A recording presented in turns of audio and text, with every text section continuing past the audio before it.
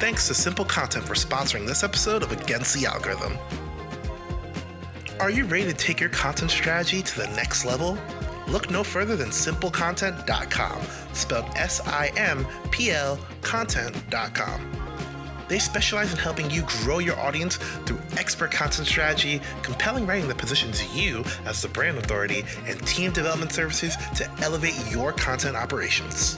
Whether you're a startup, an established business, or an entrepreneur looking to make your mark, simplecontent.com offers tailored solutions to meet your needs. Learn more today at simplecontent.com or email content@simplcontent.com to get started. Make your content life simple with simplecontent.com.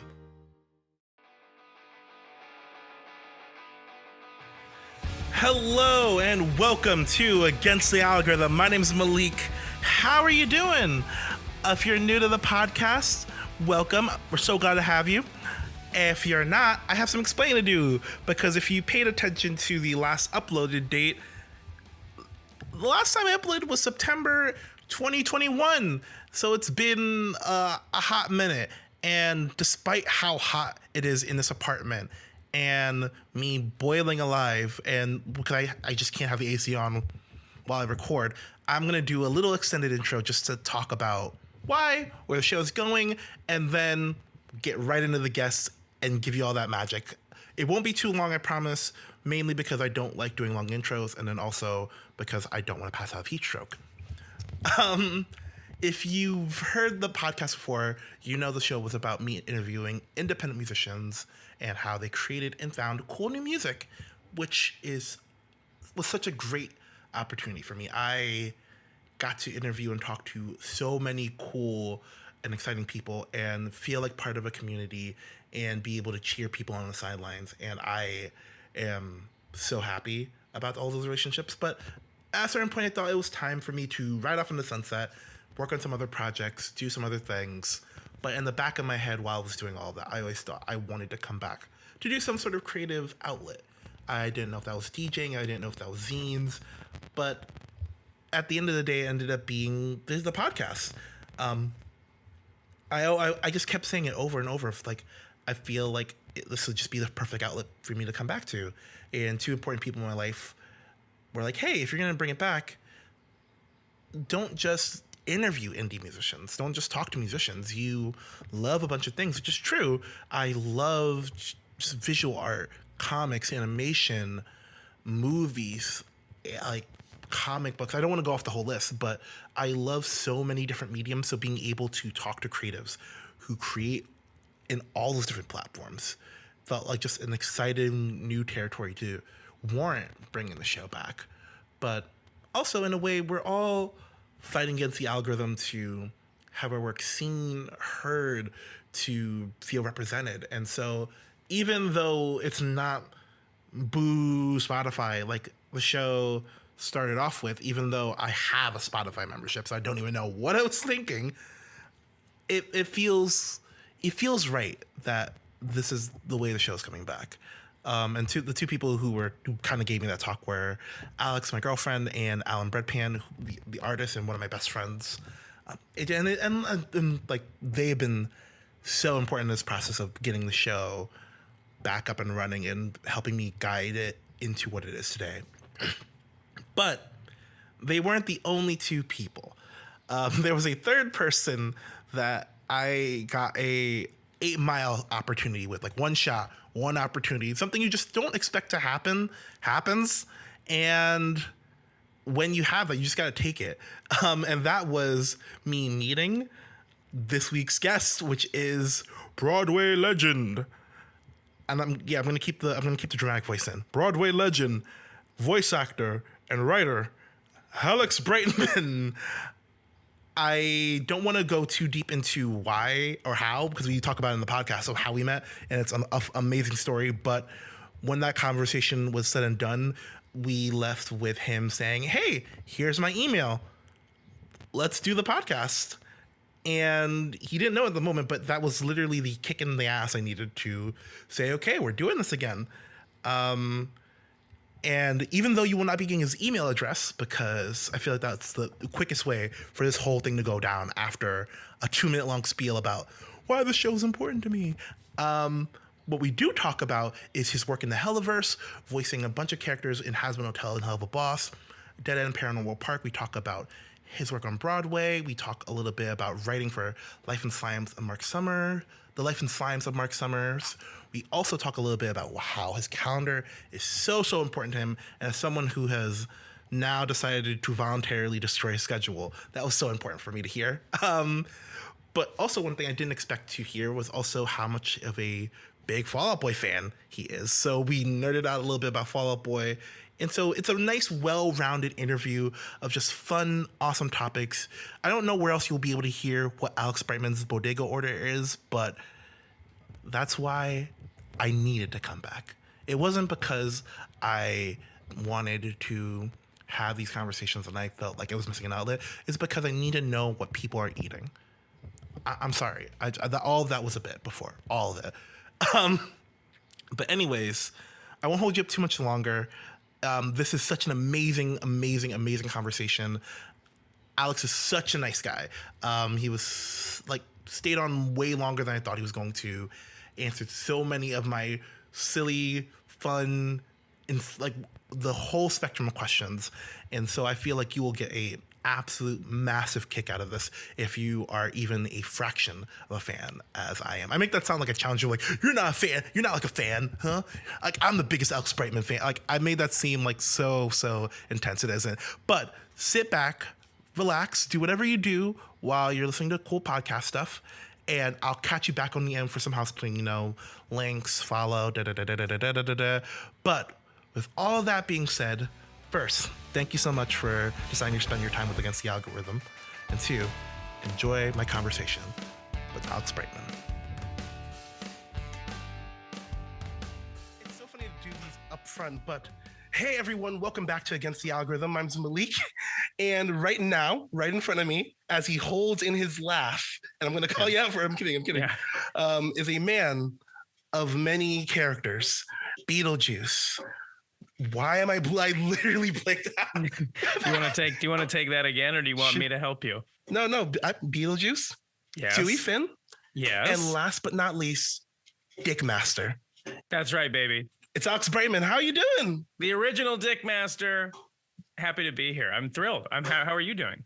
I'm doing fantastic. I was pacing around just listening to like a hype up playlist I do right before I do. No, legitimately, like I was like, oh yeah, I've got this. I'll kill it. And then the 30 minutes thinking, I'm like, holy shit, I'm really doing this interview.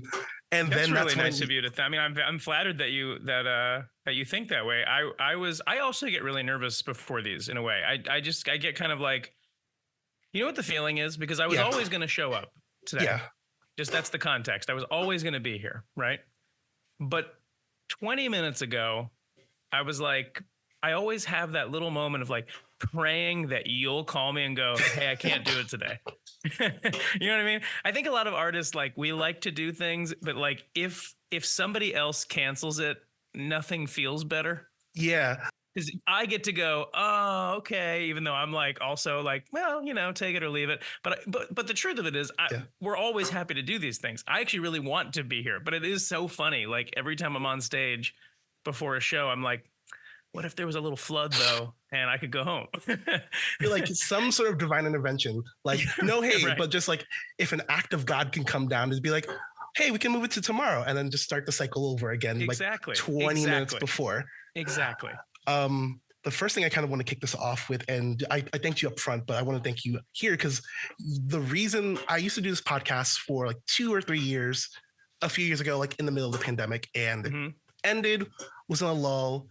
I was starting to get into a place where I was like, maybe do I brush it off? Do I bring this back? I don't know, maybe not. And then we met and you offered, you're like, hey, here's my email. Here's my email. I'm not going to dox your email. Reach out. And legitimately, you can give everyone my email. No, please don't. But the second that happened, it was like, okay, so I guess the podcast is back, because when you get an opportunity like this, why not run for it? That's my whole life. If it's funny. I'm actually going through that right now. I've been working so much and for so long, for like the last, I'm definitely over 15 years, but certainly near 20 in New York. Yeah. That I sort of came to this conclusion of like, wow, I really do need like a moment off. But I've always never been given the opportunity to have one, which is great, but also not great sometimes. So my therapist told me, it is your now responsibility to pursue rest rather than wait for it, because it's never coming.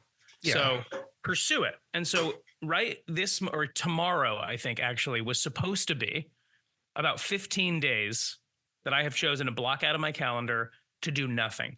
This would have been my last, like me and you talking would have been my last thing I would call like quote unquote work, right? Something to have done and scheduled.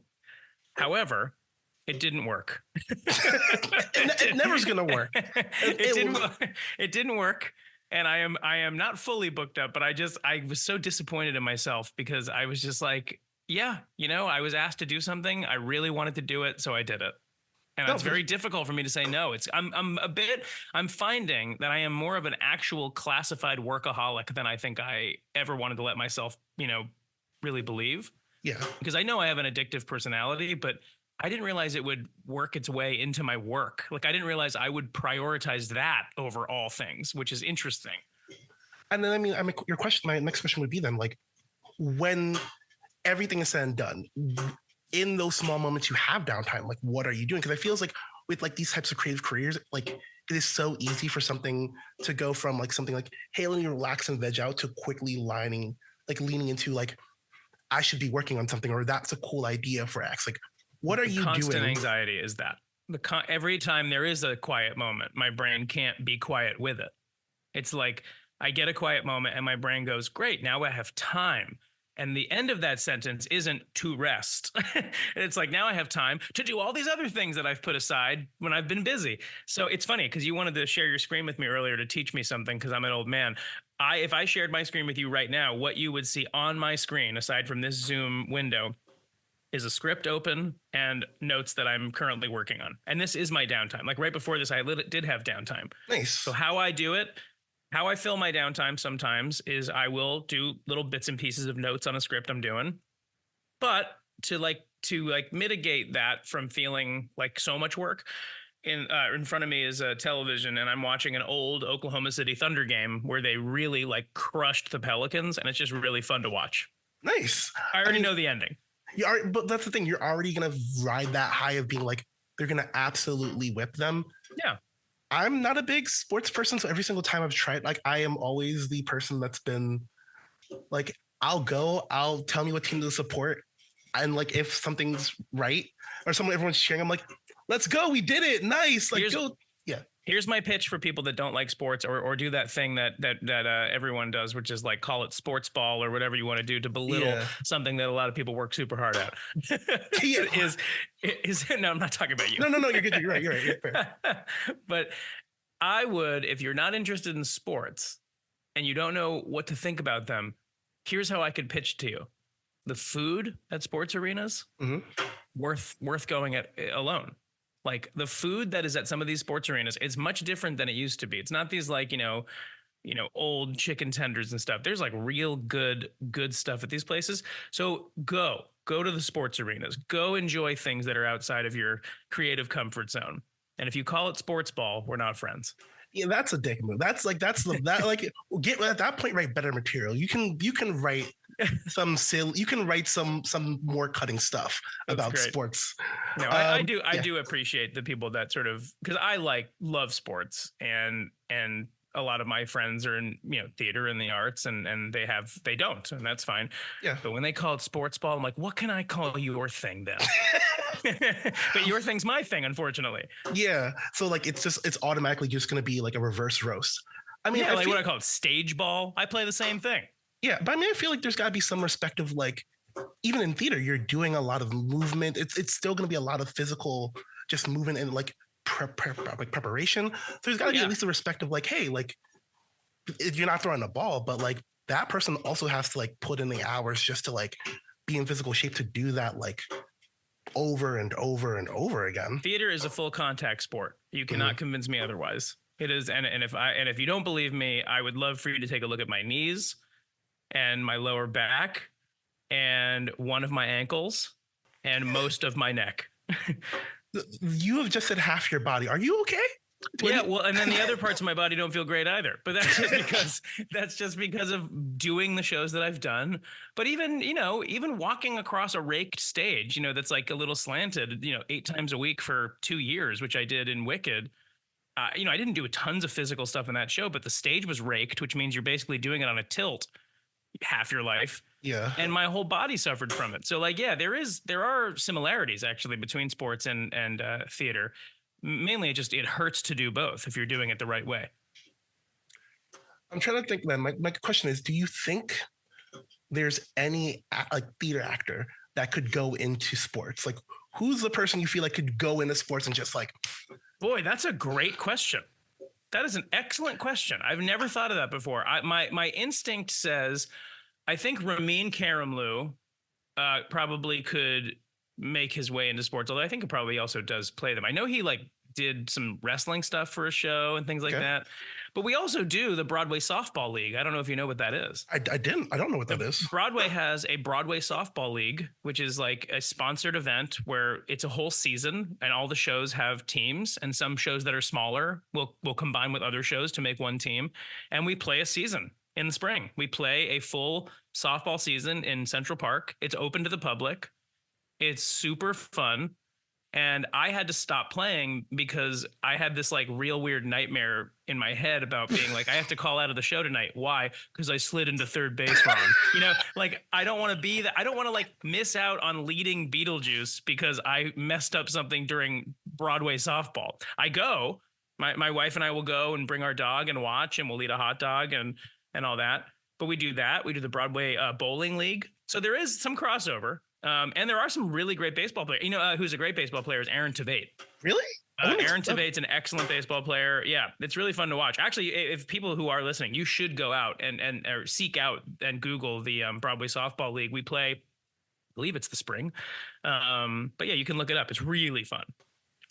Sorry, I'm legitimately in the middle of all the notes I have for stuff I want to ask you. And just writing Broadway Softball League. Broadway Softball. Okay, that's my pitch on that. Sold. So transitioning in a little bit, when we first met, and I don't even know, do we want to get into the story of because it feels so funny to my girlfriend is in off-Broadway and does wardrobe stuff.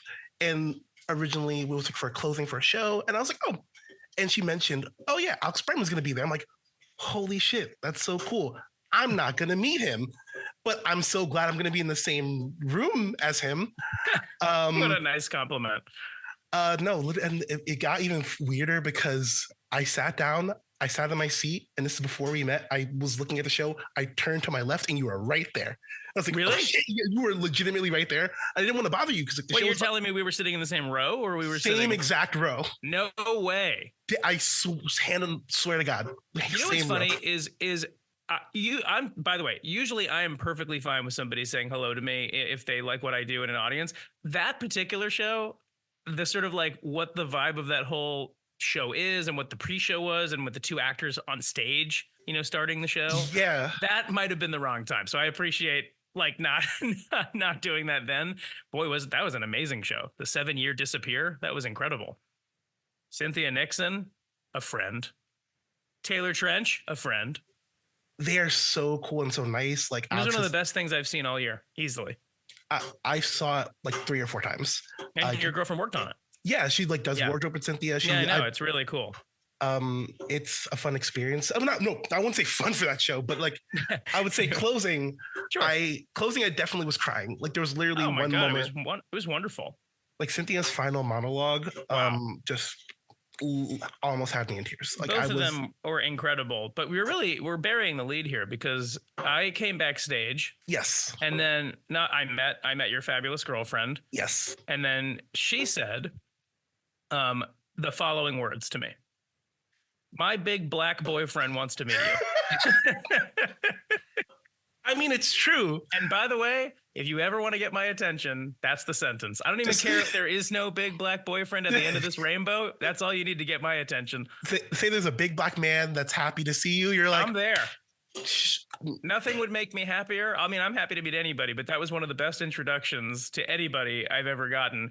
And then we're bearing the lead further because at the end of this interaction, and I didn't know either of you from anyone, I partook in an edible from you. Well, because I had mentioned that I, wanted an edible, and you were like, I have one here. And I was like, okay, well, best friends forever, and I'll be on your podcast. And that's how it works. Like, if there's anything people get from this podcast, say there's a big black man and give Alex Brightman an edible, and he's here. Whatever you need him to do. Casting agents, you got him. That's it. It's really that simple. You don't even have to pay me. I mean, before we get into actual questions, how was the edible actually? How was... Can I say something? Yeah. Very nice. I will send that. Oh, I will send that back to Alex and report and it was let her beautiful. know. Yeah. Awesome. And so when we were talking before I gave you drugs, one thing I mentioned was just like being a huge fan of Has Been Hotel, Hell of a Boss. Yeah, but I just want to kind of go a little bit in just like what really perked ears up and like got us nerding out was just Sam Half, who, for people who don't know, is one of the two composers for Has Been Hotel, Hell of the Boss, whole Hell. I don't even know what the official name. They're calling it the Hellaverse. There we go. That's what they're calling it. I think it's a really apt and appropriate name for it. And so I feel like it just felt apt to really get into actual like the more like the serious questions by like just kind of like talking about just like the first time like you saw the music from Sam and Andrew. Like, how did you feel? I know like when we first talked, you were saying like it felt really exciting to get these songs that felt like legitimate, like theatrical songs that like moved the plot forward and really felt like they were doing a service to the story. The songs from Has Been Hotel, and to their credit, Hell of a Boss too, because they've written a few there with others. But I'm talking about every single song from those two shows are some of the best musical numbers and musical songs I have ever heard. Yeah, I mean it, and I'm not saying it because I'm on the show. I mean, I'm happy that I'm on the show, but I listen to some of the songs I'm not even a part of, and I'm like, these are the most gorgeous, plot pushing, sentimental, deep, and also really entertaining songs and so catchy, like forget about it. And I was kind of stunned because a lot of people try to do musical theater. A lot of people try to, write by the rules of musical theater. If there are any, but there are certain guide rails to musical theater writing, and it's about pushing the story forward and saying the things that the character wouldn't otherwise speak, things like that. And I really think that Viv, who created the show, worked hand in hand with the two of them. Andrew Underberg is the other person, writes with Sam Haft, and really collaborated in a way that created such a uniform and linear story on script. And then the music only pushed it even further. And I have chills talking about it. I remember hearing, what I would wish I could tell you is there are songs in season 2 that I've not only heard, but sung. And even thinking about those, I'm so excited for people to, see it and hear it. No, I feel really, the word isn't blessed because I don't really know if that's part of my vocabulary, but I feel or for the grateful. Hell Show. What'd you say? Or for the Hell Show saying you're blessed. Oh yeah, exactly. Good point. Good point. I feel redeemed. No, I feel extremely grateful to be on this show, and I was already before hearing the songs, but now that I know what I'm part of, it's very flattering that I'm even sort of involved. Absolutely, and I think like the fact that musically, like there's like tone changes that happen. If you told me, like when I first heard like Has Been Hotel was going to be coming out, that there would be a dueling song against Satan and a radio demon, that would be one of my favorite songs of the year, I would not believe you. And having it be like this steam electro, like punk, like punky song, like I truly would not believe you. And I feel like it's just like a testament to like both of their talents. Well, I think tens of millions of people would agree with you, considering how many people have streamed it or watched the songs on YouTube. And so I can't disagree with you on any of that. I think those guys are so clever and are about to be, I imagine, extremely busy with this show for sure. But if people are smart, they're going to snap these guys up as quick as possible. Absolutely. And so I wanted to kind of drill a little bit more into your characters in the show, because you're playing two. So you're playing Serpentius and you're playing Adam. Yeah. And just looking at just like those two characters and like their arcs in the show, just having one character who kind of starts off a little bit as a like anti-hero who kind of like, I don't say anti-hero, but like he's often, he's like, he's not on the right path, but like it's very like slowly growing into kind of like getting into the mantra of the show, and then having Adam, who is very much not that. How was it for you like playing both of those characters and kind of like in a way like those two characters kind of really tell the story of like, or like help like drive home, like, among all the other characters, like help drives home the arc of season one. Absolutely. Like how was it for you getting to like sink into both of those roles at the time? These are great questions, by the way. Yeah, they are. They're really, you know, and they're not all. These aren't always great. You know what I mean? Like you kind of go. Sometimes you get like the basic, how do you do the Broadway thing kind of stuff. But these are beautiful questions. I consider myself a character actor, and so to be given these two gifts of characters, which could not be more charactery, and slightly, I would say, really far away from who I am, is even better, because the farther away a character can be from me, the more I can hide inside of it. Yeah. And really relish playing around in that like playground that's shaped like a character. And for Pentious, that was the harder of the two, ironically, because, you know, playing kind of a sweet, you know, ill-informed, you know, ill-tempered, but wants to be liked kind of egomaniac steampunk inventor Snake is a little unreachable. And so I tried to find little touchstones, and it's the same way I went about finding Beetlejuice. Like I want to know like where I can relate to this very unrelatable on the surface thing, in the same way like Beetlejuice was just like a lonely demon. And I'm like, I know what it feels like to not be seen, both like, you know, literally and figuratively. So in the same way with Pentious, it's like he performs and distracts and does the most he can to make you like him, and that it's really actually what backfires. And so what he learns is to just accept that having friends is okay and being liked for who you are is okay. So getting in there, I was like, I can relate to that for sure. The voice took a little bit because it was one of those, you know, who knows? Like, you know, it's like, you don't know. I mean, I knew that they had a pilot, and I didn't want to, you know, bite off the pilot and the original voice actor that did it. I wanted to come up with my own thing. But you think Snake, and I knew there was going to be long S's, and what haven't I done before? You know, because a lot of the voices I do sound like this, you know, or variations on that, because it's kind of a special skill that I have. So I use the same muscles in that one to squeeze together to keep it real thin. So you're getting this, and you're not really concerned about meaning anything else but merely keeping it up here. It's the same exact thing I use for this, except I'm just vibrating less, keeping it really tight, no vibration. So finding that voice helped everything else fall into place. That sort of vulnerable, thin, unsure, but loud kind of, you know, idiot. And then Adam, which is great, because Adam is Adam is the perfect way for me to exercise any bad feelings I have about anybody. If I'm having a bad day in New York, or somebody's gotten on my nerves, or my team lost, or anything, I just save it up for a recording session for Adam. And then I can just let loose, because yes, there's the script and all that, but they let me kind of go here and there.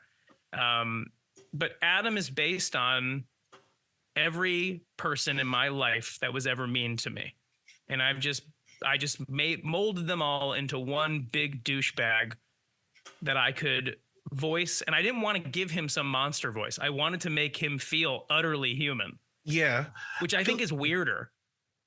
I think that really does help. Like, you really, like, if you had some really demonic voice and having him like say these like asshole lines, it's like, okay, demon, whatever. But it really does like heart palm. You're like, oh, fuck this guy in particular. Like, Yeah, there's really, something unnerving about hearing a regular person's voice say really horrific stuff, knowing that he's basically infallible. I mean, he's like the king of heaven, basically. I mean, he's like, he's not, but he runs a lot of that stuff, and he, doesn't have a lot of pushback. And so my question to myself was, who would be the worst person in the world to have no pushback? And it's just like some bully, that's it. Some high school bully that never got told no and has never been in trouble for anything he's ever said, which is why his vocabulary is what it is in the show. But I will say it is extremely fun to play Adam, because it is really not necessarily who I am.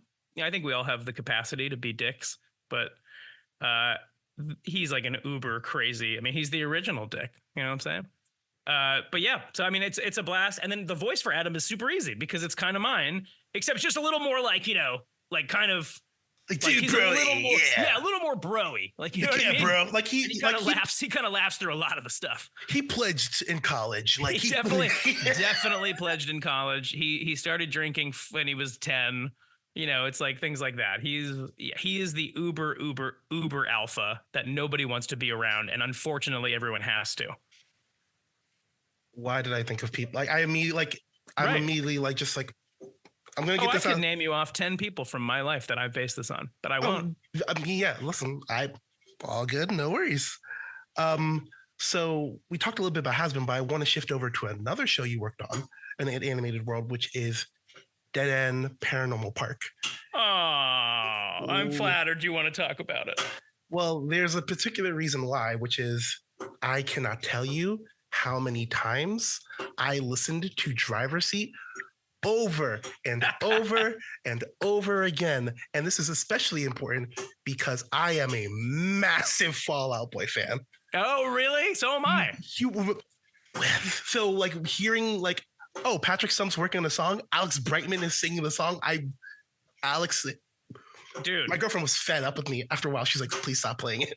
Dude, I'm telling you right now, that felt like fantasy camp for me when I found out, because I didn't know that right away. I didn't know that going in.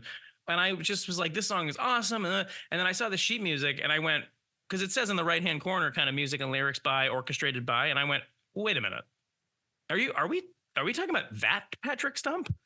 Because I not only am a huge Fall Out Boy fan, like I have been a Fall Out Boy fan since the very beginning. I've seen them in concert. I went to some of their record release parties, like for other bands. They had this, Pete Wentz had this record company, maybe he still does, called DCD2. Yeah, it's DCD. It's DCD2 now. It was originally Decadence Records, right? Something like that. Yeah. And I remember going to their intro party, like their big kind of world premiere release party of a new band that they were kind of shepherding to kind of, maybe make the big time. Any guesses? Panic at the Disco. And in New York, they were at a place called the Knitting Factory, and they basically like introduced them to New York in this show. And I was there with my college buddy. So I've like been huge fans of them. So when I got to record it, and I got to also meet him when we recorded it, because he was there. He wants to have his say on it. It was nerve-wracking and also the best moment to be able to like do that song the service that he wanted it to be and to get his stamp of approval. Huge bucket list thing that I never knew would even begin to come into my life. So that was, I appreciate you liking it. People seem to like it, which is nice. I love it. Absolutely. And I mean, like literally like this art, like this is literally a bracelet I got from like the MSG show they did like, oh, nice, a while back. There you go. And so, yeah, no, it felt like that's what I remember hearing an interview a while back where you said that like you told Patrick, like you pulled a lot of inspiration from his singing. I don't know if I got that wrong. Yeah, big time. I mean, I think that everybody's kind of an amalgamation of different people they listen to, and comedians, the kind of comedian I am, or what kind of a comedic person I am, that didn't come from nowhere. Like I'm a combination of things. Robin Williams, Richard Pryor, George Carlin, all the people I still continue to influence me. And in the same way, musically, hugely influenced by like the emo rock mixed with classic rock, mixed with a lot of R&B that I listened to when I was a kid. And even like into the Hall & Oates kind of stuff. But yeah, when Fall Out Boy came out of the scene, I was like, well, this is how I want to sing. To me, To me, Fall Out Boy kind of sounds like what if musical theater was also punk pop? Like he has that very rich, his voice is absurd. It's that rich covered musical theater voice. And that also, I believe, Brendan Urie, they're of the same ilk, that I just am so attracted to. Like I'm so drawn to that kind of singing because it comes from the heart. It comes from that really soulful place that not a ton of other rock and roll comes from in that way. So yeah, I think he was the perfect guy. I think Patrick was the perfect person to write the musical episode of Dead End. It was really cool. And so kind of talking a little bit about just that genre. I mean, yeah. What other band, like you mentioned, like Panic, you mentioned but in the genres, let's get into the mix. Like what other bands in that pop punk space were you listening to like now? Big or fan of up? The Used. Ooh, that's a good one. Love The Used. I was actually a gigantic fan. It's funny. You always say I should be old enough now to not care when I say things like what I liked for people to go, you liked them, but I was a big Yellow Card fan. They're really cool. Yeah. Yeah. But I mean, it's like that Hoobastank, Incubus. What else was on my play? Listen to bands like Sublime but then my mom more specifically grew me up on more of the really what came before that stuff. Like Aerosmith was a big influence on my singing. Hall & Oates, big influence on my singing. Billy Ocean, big influence on my singing. Things like that. And then when I got into middle school, end of elementary school, it was all R&B. So it was Casey and JoJo, Genuine, R. Kelly, which I know is listen. It was in middle school. It was I loved the guy that sang the songs. How about that? True. Yeah, yeah. There we go. No worries. What am I supposed to say? I also, here's the thing. When I was younger, I also listened and watched Bill Cosby's specials. You know what I mean? Yeah. What am I supposed to do? Not have watched them? I don't know. That totally I haven't watched fair. them since, but I was very influenced by a lot of those sort of R&B, and then I listened to a shitload of rap. I started in high school. It was Dre, Eminem, Outkast, a lot of that. That was kind of a big, because I also think that's extremely theatrical. Yeah, I was a huge Outkast fan. I mean, Outkast, Andre 3000 is amazing. I mean, an incredible actor too. Was he in? I'm trying to. He was in Semi-Pro things. I'm forgetting though. That's the thing. But that's okay. We don't have to list his credits. He's just a good actor. He's a very good actor. Did you listen to his flute album? I listened to the intro of it. Of his what? He did a flute album, a flute album. No, I don't even know that existed. Yeah, it's a whole album where there's no rapping. It's just pure instrumental. Oh, I will have to listen to that.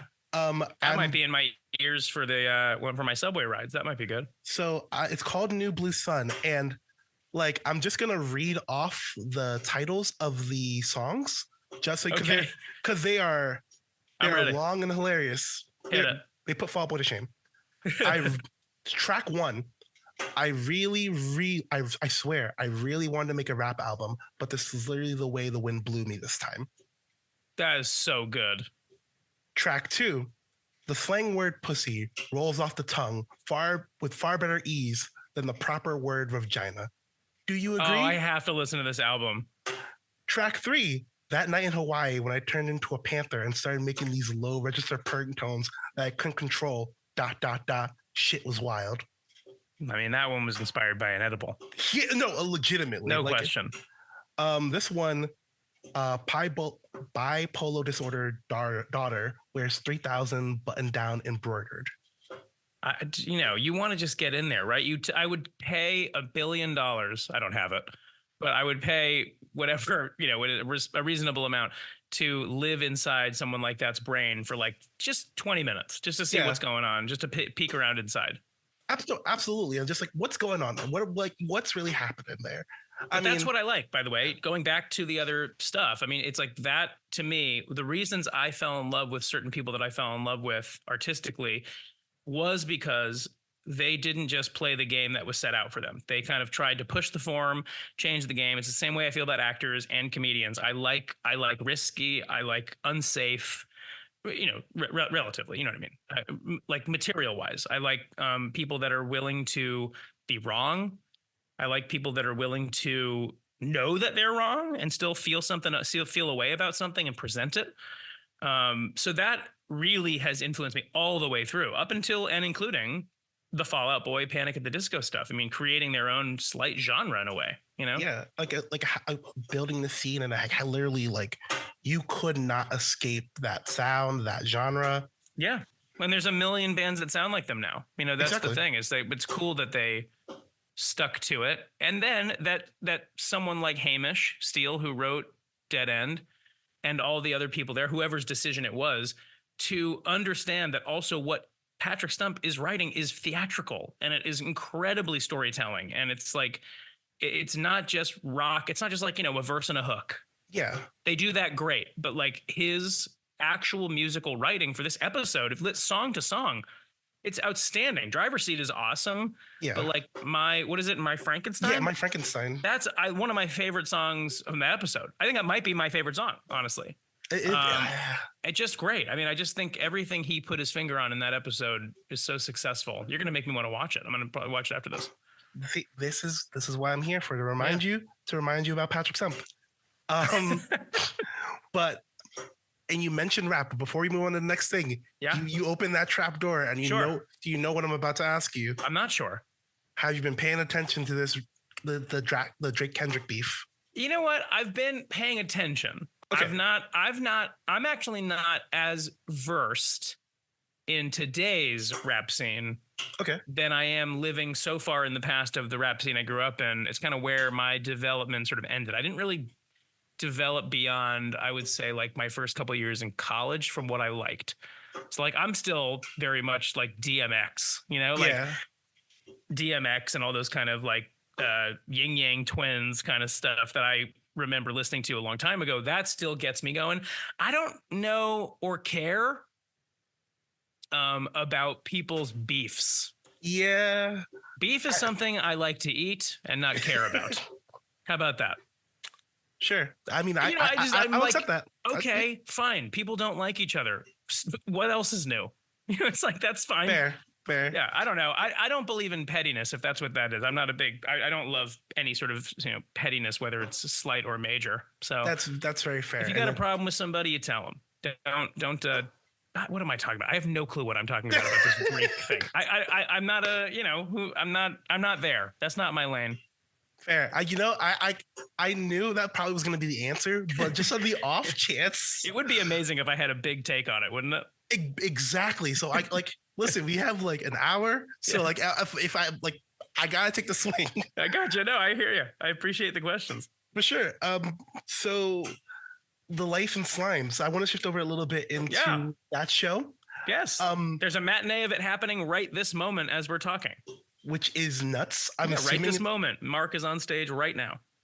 So before we get into any of the serious questions about the show, Yes. the first one I want to ask Mhm. is really dumb, but Hit it. did you get slimed? I have been slimed. Thoughts? What was it like? The guy on the podcast version of me wants to tell you that it was like my childhood dream come to life. But the real answer is I didn't really much care for it, to be quite honest. I don't love getting messy. It's much like the star of our show and his whole story that we tell on stage. It was better in theory. It always is. You think it's going to be fun, and well, they'll clean me up afterwards. Why? Yeah. Why? I don't need to get messy. Yeah. Not a gigantic fan of being messy and being slimed. I think that my star of my show would agree. Fair. Even though he does it every night. That dude gets slimed every night on stage. How does he do it? Like literally. Practice. This is what Fair. the whole show's about, man. You have to accept the idea that life can be messy, even though it doesn't have to be a mess. That's what we say in the show. That is such a great line, and It's one of my favorite things I've ever written. I think I believe I wrote that. I mean I know I wrote it. I hope Yeah. I'm the first to say it. You know, you never know. So then I wanted to ask a little bit about just kind of like coming from like the perspective of writing it rather than being on stage every single night and acting it. How does that experience feel for you? Like kind of like with it closing in June 2nd and that being right around the corner. What are the emotions June that kind of go? 6th. June 6th? Okay. June June 6th. So 6th. don't make sure if you're listening that if you were going to see it June 4th, you still can. There you go. And June 5th and 6th and 3rd. But you know what? It's really weird, actually, because this is my off-Broadway writing debut, which has really been fun, and I've been really busy. So I haven't been a huge, like, in the room part of it, which is fine for the most part because it was very well handled and we've done the show a few times and I was just overcommitted, basically. But what's super weird is that the show's going on right now, and every show that I've been a part of up until this show, I have to be there for that. Like when the show is happening, I'm there. So it's kind of odd to know that, like, my words are being spoken and people are watching it and having opinions that they're forming about it without me being there to try and change their minds in any way. Because when you're in a show like Beetlejuice, for example, I can tell if I'm losing the audience, if I have them moment to moment, what it feels like to surf each night, each crowd, because it's all different, and you can play around and get them back on your side or keep them on your side. I don't have a say in that in this one. I wrote the words. If the words don't strike you the way Marc's going to say it, I can't come in and go, well, what about this? You know, I can't change it. So there's something super nerve-wracking about it, but I've kind of let it go because it is what it is. Thankfully, people love it, and we are going to run until June 6th, which quite frankly, and I think this just speaks to, like, I just know the state of any show that runs. Yeah. It opens in New York. I just wasn't sure it was going to run the 16 weeks that we were promised. But I'm so thrilled that people love the show and have come out to see it. And it warms my heart that, you know what, it really warms my heart that I underestimated the power of Marc Summers. I mean, people love him, and I knew that, but I wasn't convinced that foot traffic alone was going to, like, sell our show. But man, you see Marc Summers on a poster, you're coming to see the show, it turns out. So that's nice. I'm thrilled. It's been a really cool experience. Honestly, I need to, like, make sure I come out to the show. I've been, like, we just haven't had the time, but, like, go see it. Yeah, go see it. Let me know when you come. It's cool. Sure. I hope you get slimed. I don't know. You didn't put a good word in the slime, so I don't know if I want to get slimed. It's your own thing. It's not my bag. It definitely is other people's, for sure. People have come a few times to try and get, you know, playing the double dare in the middle of the game, in the middle of the show. We play double dare. Spoiler alert, not really a spoiler. And yeah, the first row or two are definitely, you know, would be considered splash zone seating. So yeah. Go see it, and whatever you want to get out of it, you can. Absolutely. I will let you know if I decide to get slimed or not. Let me know. We talked a little bit about your journey with, like, the writing, like, seeing a show close with writing. Mm-hmm. I want to shift a little bit over into acting now. Of, like, sure, when you're in a show and you're doing hundreds and hundreds of performances, like with just wrapping up Spamalot. When you're doing this bullshit like 8 times a week, like, how do you, like, what does that feel like? What is your journey saying goodbye to that and letting go of that show? Is that, like, an immediate thing? Is that something that takes time? What is that for you? Or is it different from show to show? I'll tell you, I really am I'm a performer that really likes the run of a show. I know there are some of my friends who like to, like, create a show, develop a show, open it, and then try to do the same thing again with another show and leave as soon as possible, which is great. Fine with that. That's fine with me. I have no ill feelings about that. I totally understand that.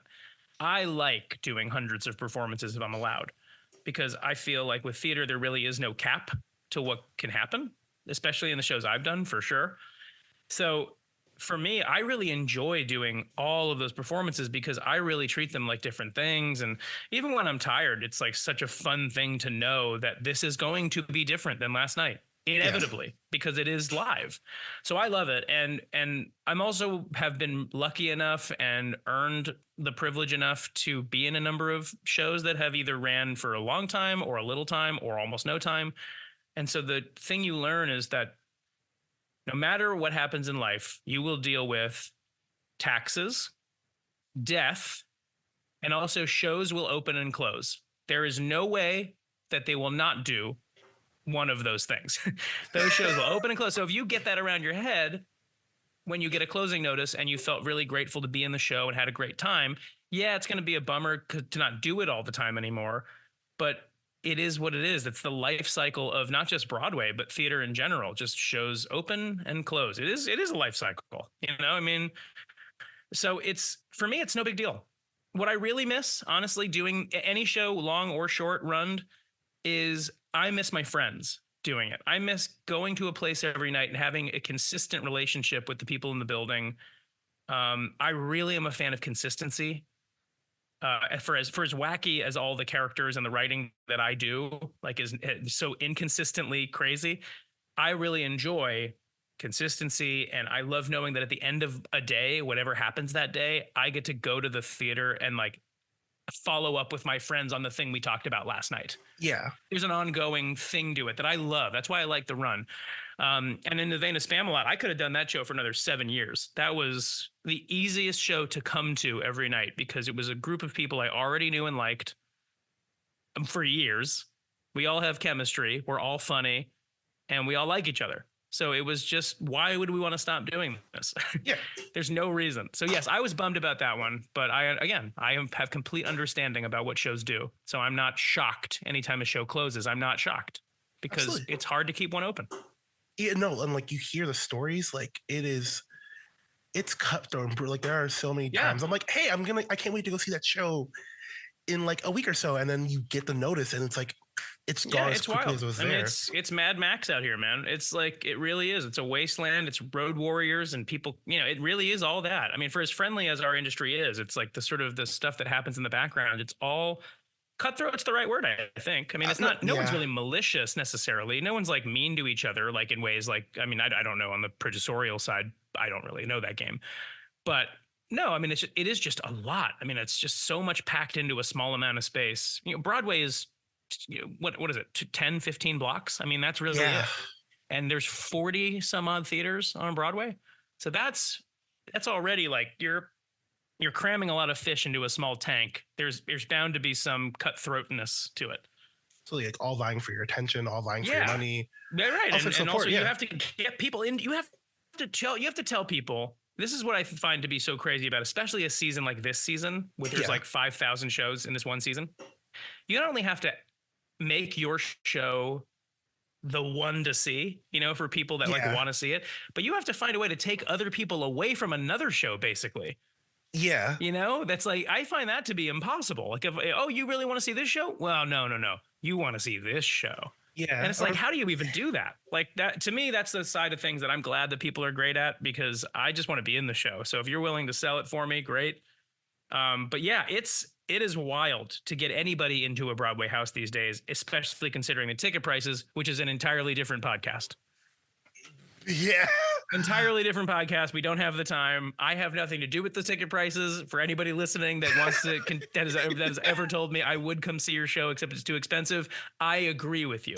I don't have any controversial statements on that. I have nothing to do with it, and I agree with you.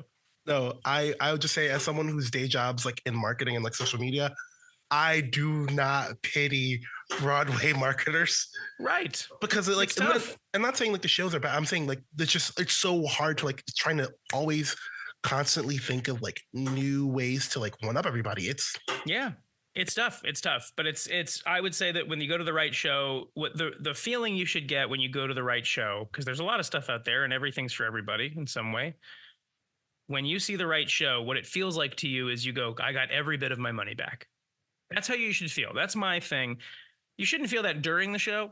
then you're just like calculating the odds. Like, all right, I got half my money back already. Like I jumped in land. Like, yeah, right. Right. You just gotta take it off the tab. Like it's like they spit in your food. Can you take this off the bill, please? No, but it's just, I think good shows make you feel like it was a dime well spent, and that not only that, but you would have paid more, maybe. Yeah. But like, whole different podcast. Oh no, I totally agree, and like I totally resonate with that, because my first show was Beetlejuice. Like the first Broadway show I went to was Beetlejuice. Which one? I would say Did you go to the Marquee or did you go to the Winter Garden? Marquee. You went to the second run after COVID. The second run after COVID. Just moved back. Fun. Like Alex was like, "Hey, like let's get you in the theater." I was like this close to being a theater minor in college, so people are either over over or underestimating how much I know about theater, and so it's always funny to kind of see I am in this like middle spot of like this nerd who likes just like oh yeah, like I forgot I mentioned like something. I mentioned "I Want" song to Alex, and she was like, Very good. She's like, how do you know that? I'm like, Because you're learning. yeah. One of us. One of us. Yeah. I would say that Beetlejuice was not my first show. Back when I was in middle school. Oh yeah, tell me. My school, like a group of like fourth graders, no, a group of sixth graders got a bunch of tickets to go see a show on Broadway. And I was like, no, I'm not going to go. I'm going to go to the Nick Hotel for my vacation. And I left. And you want to know what that show was? What was it? In the Heights. Oh, man. Yeah. You messed up big time. Yeah. Yeah, you made a terrible decision. As a kid, I'm like, the Nickelodeon slide. And now as an adult, I'm like, I don't even know if Lynn was still there or not. Like, no, you messed up. I can tell you officially that you made the wrong decision. Yeah, you'll make many wrong decisions in your life, but that definitely was one of them. I mean, in my heart, I feel like Beetlejuice still felt like the perfect story and like the perfect show for me. I mean, I'm flattered, but you made the wrong decision. Hold on. I laughed so hard, I unplugged my headphones. Very good. Okay. I'll wear that as a feather in my cap. He laughed so hard, the headphones came unplugged. But like seriously, I mean, I was away from home for a little bit. I lived upstate, and like home, like touched so much to me in terms of like, I bet. Like that journey of like, because I grew up in New York City, I grew up in Brooklyn, and so like that like resonated a lot with me, and like so seeing it live, oh man, bawling. It was something that like I couldn't watch that song after a while because we had done it for 5 years, and there was different versions of it, but that song was close to what it was for a while. And when they got it right for the Broadway run, for really the second run, because they got to rewrite it again and kind of figure things out, I couldn't watch the scene anymore because I would completely break down. And the very next scene, I have to be this demented game show host. It's like, yeah. And I would come on in the runs in the rehearsal room after Elizabeth would have sang Home, and did that beautiful scene with Adam Danheiser, them in the netherworld talking about reconciling their relationship. Which again, even thinking about it, I can't really go there. Yeah. There was like 2 or 3 runs in the room when we did it in the rehearsal room where I come out from behind that wheel of death after the song and I have red-faced tears in my eyes trying to be funny. And finally, like I kind of like went to Alex Timbers and the writers. And I was like, I will do you a favor. I'll come in after the scene is over because I can't watch this anymore. But I'm so drawn to watch it because it's such a good scene. Yes. It was such a conundrum. Thankfully, in the Broadway show, I was actually still in the makeup chair. So I actually didn't get a chance. I couldn't really go see that scene. Nice. So that was helpful for my comedy. Oh my gosh. And I had a question. It's a good show. Good show. Gotta love the good old BJ. Yeah, well, okay. You said it, not me. I mean, I had to throw it in there. I mean, like I threw the bullshit 8 times a week. Do you write, Malik? I used to. I used to kind of write. I do social media, like here and there. But have you written any like narrative stuff or any like sort of like any like a play or even a short story or things? I feel like you'd be such a great writer. I haven't actually, and that's such a wild amount of praise to get.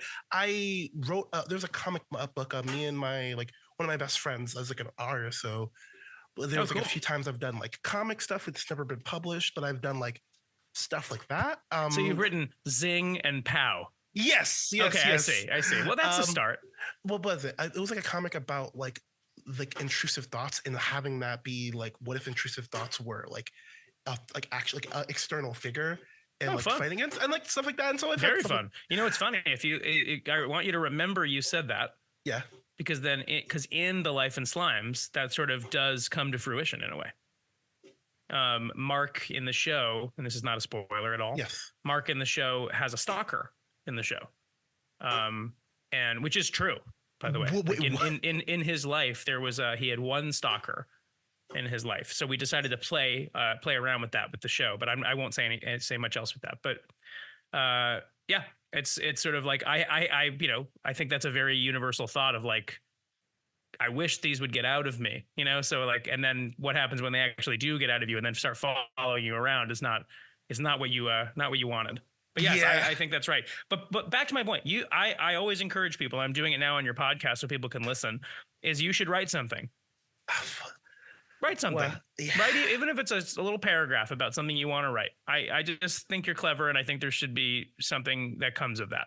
Even if it's on your free time, even if it's, I'm never going to check up on this on you. It's not a homework assignment. Fair. I'm just saying, I'm always a fan of more people writing.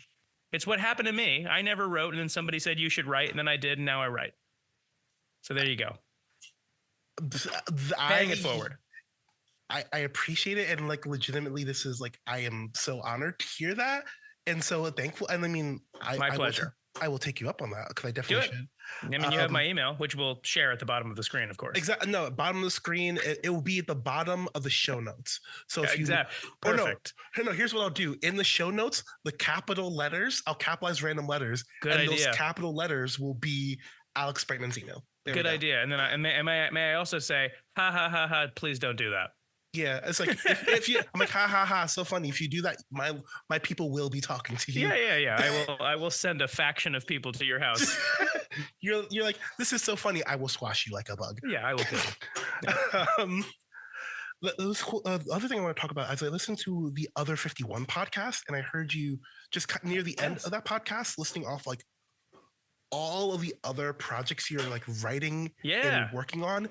And it is so nuts and cool to just hear about the different things you're working on. I mean, lots going on.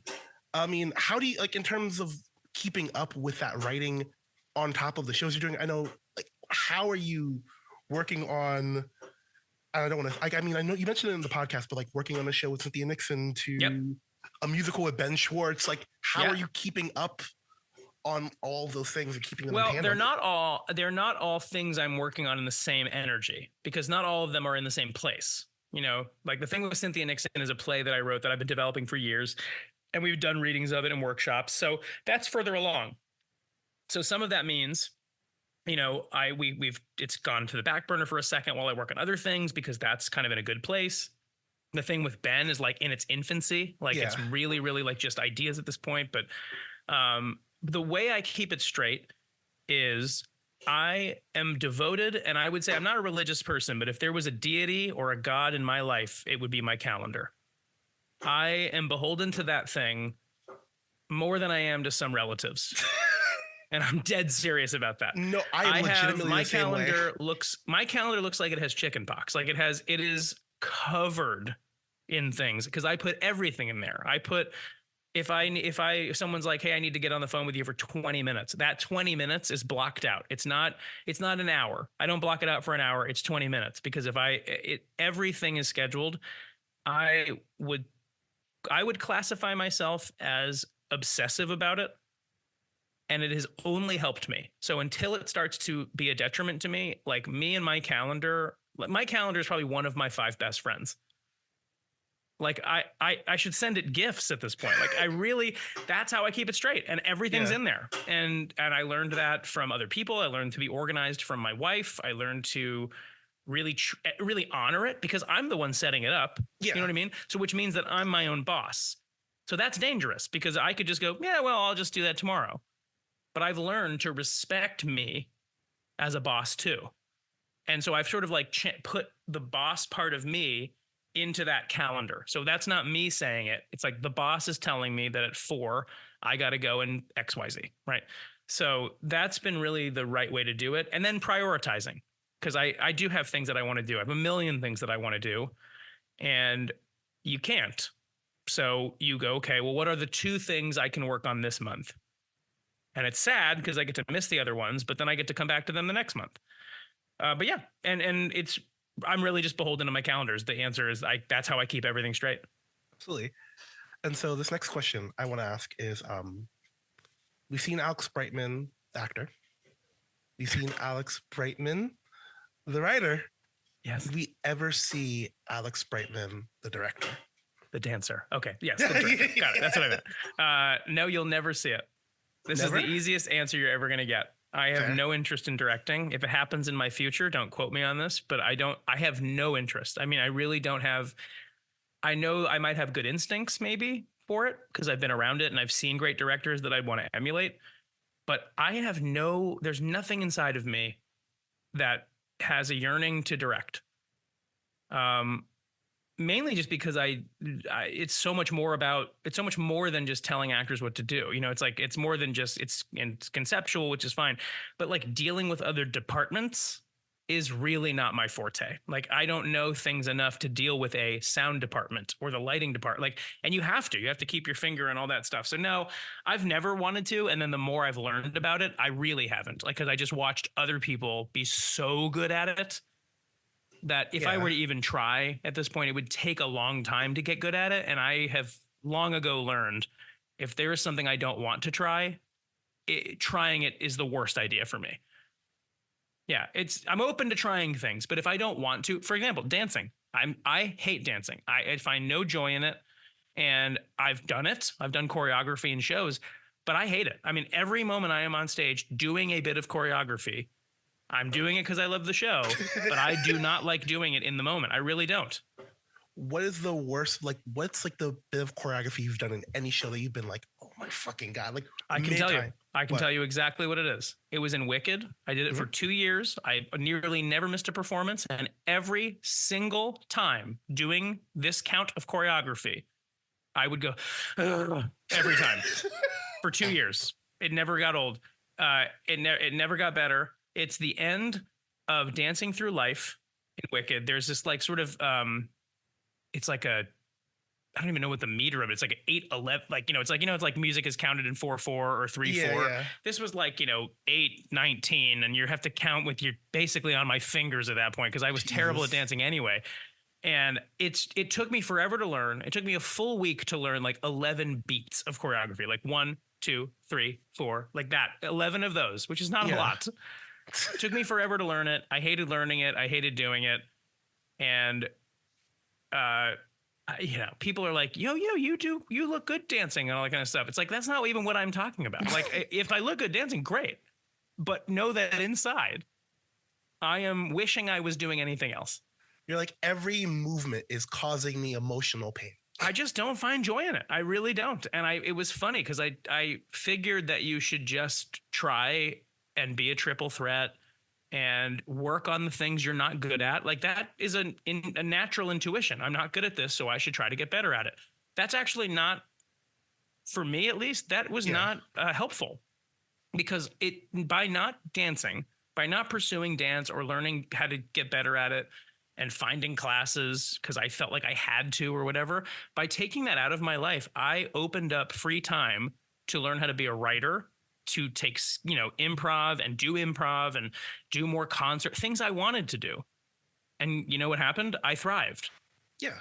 And I'll do choreography. It's like, this is not me saying I'll never dance in a show, because shows have dancing, but I don't enjoy it. Maybe someday, but I really just don't. And now, so I know you asked about the director, but I really wanted to talk about the dancing.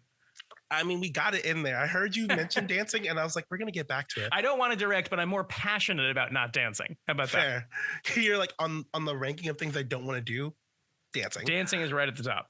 This is not exactly dancing, but I remember I was doing a show. I was doing Much Ado About Nothing at my college. Oh, nice. And there was like once, it was Virgis and Dogberry. I think it was like me and my friend Ethan.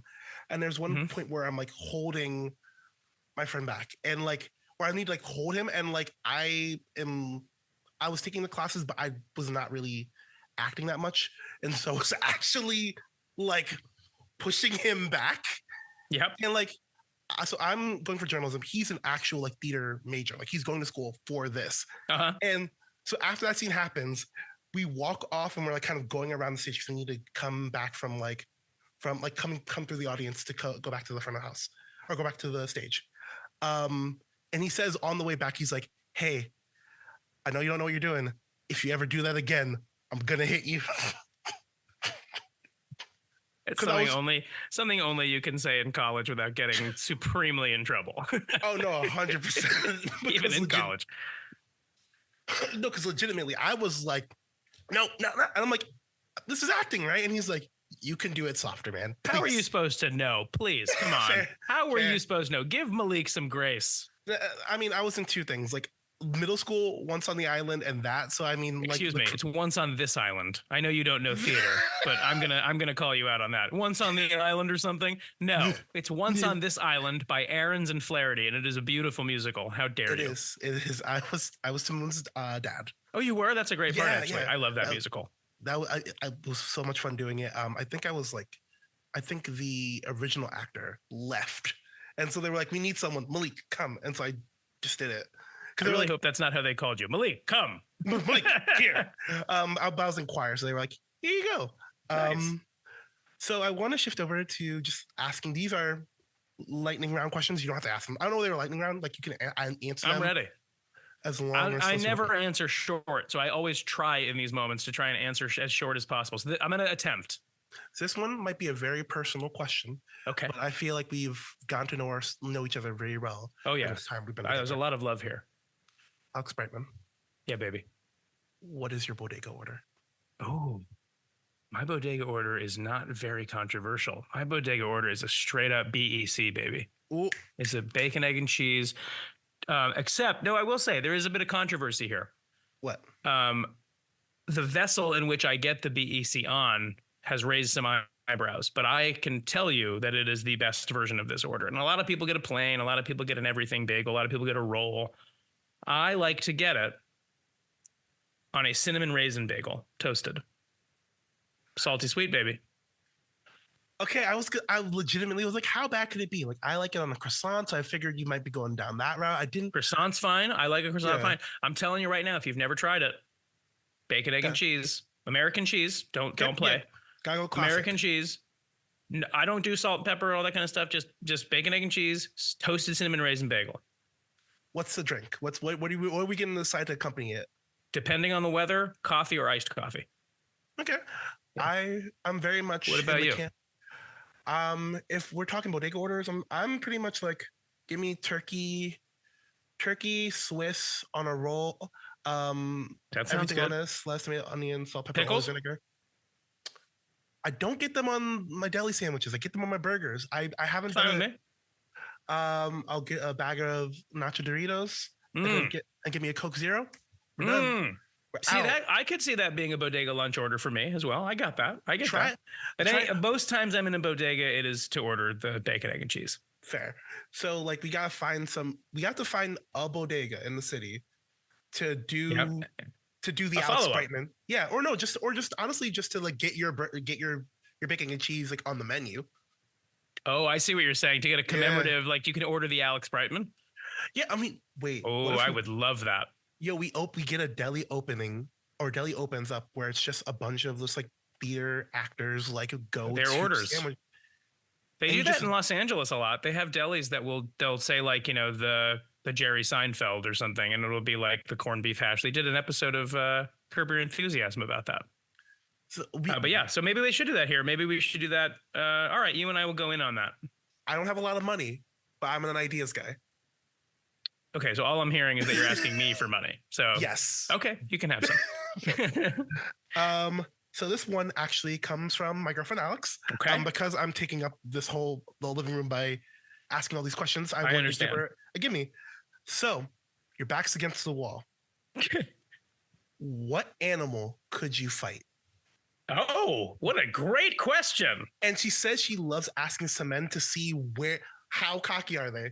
I completely understand the question. I think the question is a great question. Yeah. Boy, not many. Is the answer. I've never been in a true fight. I've been in one fight, I would say, in middle school. So it was Frank Garcia pushed me into a locker. And I fought back. Yeah, fuck you, Frank. I'm sure Frank's great. It was middle school. Yeah, who knows? Yeah, fair. And who knows if I said something? I have no idea. I've blocked the instigating part of the story out, so that could have been on me, honestly. Okay, I probably could fight. I'm going to eliminate anything with a beak. I just think they're too the long neck and the beak, like a turkey or an ostrich. I don't think so. That's a direct action. Yeah. Like a peacock. Yeah. An emu, like none of that. I think I could probably successfully fight a medium-sized pig. I think so. I think I could fight a Yorkie dog. I think I could probably punt that across the street if it. But this is by the way, this is a fake scenario in which Yes. it is attacking me, and the fight is and we're both down for the fight. Yes, and for full context, Alex, the type of person she is, she will legitimately be physically like upset, and she will start crying in TV shows if any violence happens to an animal. So I can't watch. I won't be. I can't watch those things. I couldn't. Yeah. I turn away if there's any danger to any pet or any animal in general. Oh no, episode 2 of Fallout, we didn't watch it for a week for the exact I haven't reason. seen that yet. I'm excited to watch. But I will keep it in mind for episode 2. I probably could take like a rabbit. Yeah. Yeah, like any sort of pet you would give an elementary school kid, I probably could take. Fair. And I'm not that cocky when it comes to fighing, honestly. I think that I think that I'm going to be really fair about it. I'm not. I know who I am. So the last question, and we're going to act like none of that happened. Yeah. Okay. So last question. So what I want to do for this run of the show, now it's back, like we do seasons, and I feel like a cool way to kind of connect all the guests throughout the season is let's do like a little mixtape. Oh. And so I want to ask, hey, what song would you want to? What song would you pick to be on this little mixtape? It's a song I'm currently listening to that I can't get out of my head. The song I want to put on this mixtape is a song called Circadian Rhythm by Sophia James. Excuse me. So yeah, the song I want to put on is Circadian Rhythm by Sophia James, who I believe is definitely an upcoming like mega star in the pop world. The songs she's writing are like interesting, hooky, unique. Everything I have heard of hers, I have completely connected with, and I just think it's fun and interesting, and her voice is ridiculous. So yeah, Circadian Rhythm by Sophia James. Right. I'll let you know my choice because I feel like tell me. No, I want to know your choice. I'm being corny, but like because like it feels like it's just kind of like I'm stuck between two. It's either going to be a Fall Out Boy song, it's either going to be Love from the Other Side, great, or there's an artist named Porter Robinson who I love. And Porter Robinson, 2 words. Yeah, Porter Robinson. Oh yeah, okay, I like the name. He was like an EDM-y guy. He was kind of in that, and then he had an album called Nurture, which is more kind of like. It was an album very much kind of about like getting outside, being more in touch with your emotions. So it's like, is it like singer-songwriter, or does it live more in the EDM world? Nurture is a little bit more singer-songwriter. That I might get into. The EDM stuff for me is extremely hit or miss, depending. But yeah, I would say start with Nurture. Okay. His new stuff, he's going like full on, like he's trying to do like 2010s like indie rock, like or indie pop. Okay, like, I'll definitely check it out. I've never heard of it. I can look forward to it. Thanks for the recommendation. Of course, but he has a song called Musician, which is like just a really just happy, joyous song about just it's calling, I just can't stop, I'm sorry. I can feel a new day calling, I burn up, I burn out. And it feels like a just song about like just like being so excited about creating and doing. Oh, I'm there. Stuff. And like and just that arc of like being stressed out about it, but knowing that this is something that like in your bones you feel like you got to do it, not for anyone else, but for yourself. Couldn't speak to what I'm going through right now more. I mean, I cannot wait to listen to that song. Anybody that will, that sounds so up my alley. I can't even handle it. I legitimately think you'll love it. Musician, Porter Robinson. I'm done. I think the more we talk about it, I feel like that's the choice. So that's those are it. But with that, and we'll cut off after to talk a little bit more. But Alex, this has been such an amazing, awesome time. I've appreciated every single second. It's been such a fun time just getting to chat with you for over an hour. I've loved it. I've been looking forward to it since we shared that edible. I was looking very much forward to it since meeting you. Nothing has made me happier than to be here today. Nothing has made me happier, and also again, thank you so much for being like. And I know unintentionally you weren't like when you were like, hey, like reach out to me on this email. We're definitely gonna share. You like, I know you weren't thinking, oh yeah, I'm starting this project again for this guy, but that's really nice though. For being the thing to kind of like kick me in the ass and say like, no, do this again. I love that. Thank you for telling me that. I really also, can I say, because I've done this before with a couple other people, is like, I've heard, oh, I'm writing this book. Oh, I'm starting this podcast, or I used to do this.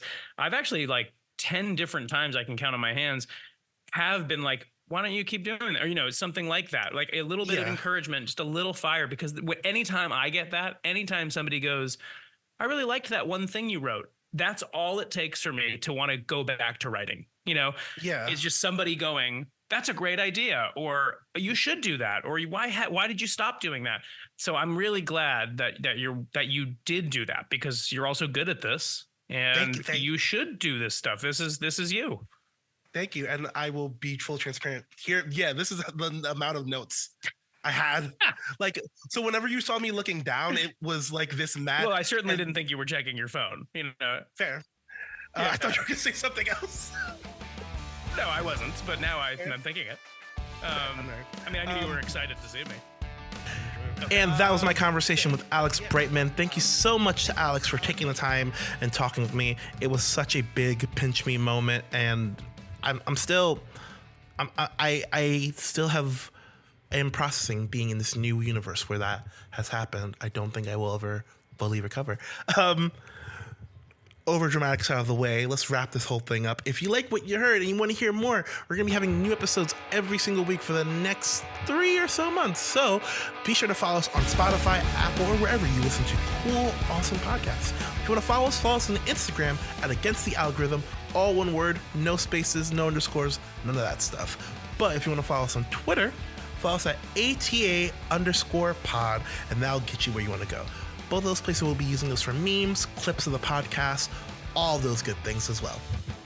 Also, if you want to check out that mixtape that we were talking about and hear Alex's choice, which is Circadian Rhythm by Sophia James, such an amazing song. I have been listening to it so much since he recommended it. It will be in the description of the episode, and that playlist will be updated weekly as we get guests every single week, so you'll be able to get something new. It's a little bit of a surprise bag. You get a new episode, you get a new song, something you might have heard before, something you might not have not. Just talking as future Malik, from the choices I do know we're going to be getting, it's a lot of stuff that we're hopefully putting you on some game. And so I hope you check it out. It feels like such a fun way to connect this podcast that was initially about music and keeping that heart and spirit of it going, which is so exciting to me.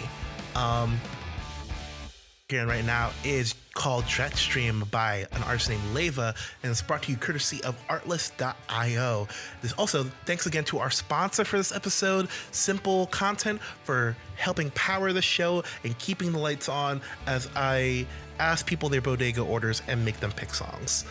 And with all of that being said, thank you so much for the warm welcome. Thank you so much for tuning in. If you got this far, thank you so much for tuning in and giving this podcast that doesn't have a celebrity or doesn't have a wild, massive Patreon backing or any of that wild stuff behind it.